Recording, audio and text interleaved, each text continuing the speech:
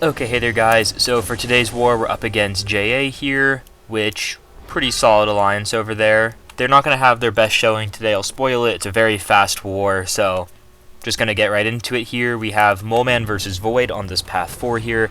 I'm going to go in with full suicides because I have 3 back-to-back Moleman fights, and we wanted to make sure I was extra safe, extra good for this war, especially for the next fight. Kind of want the suicides.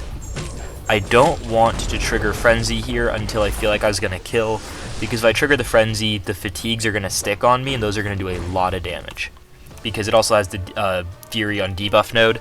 So that fight is super fast with the suicides. I don't even need the Frenzy, and the SP2 just rips him apart because of all the extra Furies that you get from that node. Here's the main fight that I definitely need the full suicides on for. At first it was going to be half suicides, but then we decided I'll just go full suicides because I need to take them off for the Cassie fight, kind of either way. So might as well just apply full suicides. So for this fight again, the main thing I have to watch out for here is just the ability accuracy reduction and deciding if I want the weakness on me as I throw my SP2 or not. Those are the two main things I have to watch out for. Him not being Nimrod, I have the ability accuracy, but this node doesn't have an armor break. Doesn't have anything like that going for me. As long as I don't eat like an SP3 or something to the face, I should be pretty fine. And yeah, the fight's going well. Third SP2, and he's done.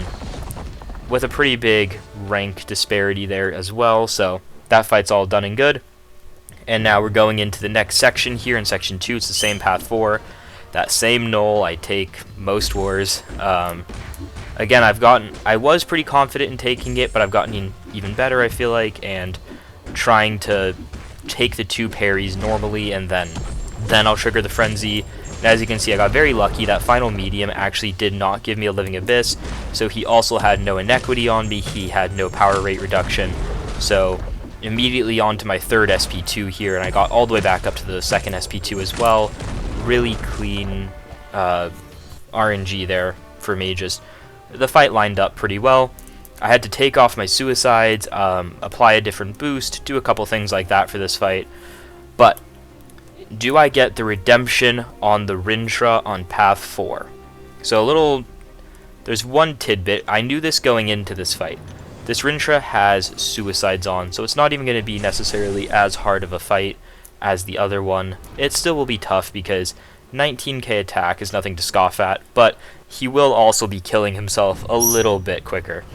Especially considering I'm going to have recoil and power stings. I get off of first good heavy there, and again, it's the same thing as the last fight. I want to make sure I'm managing my heavies in there pretty well because, as you can see, he just gains a bunch of those stacks. I didn't practice really countering his heavy. I practiced countering his SP1. I even practiced countering his SP2.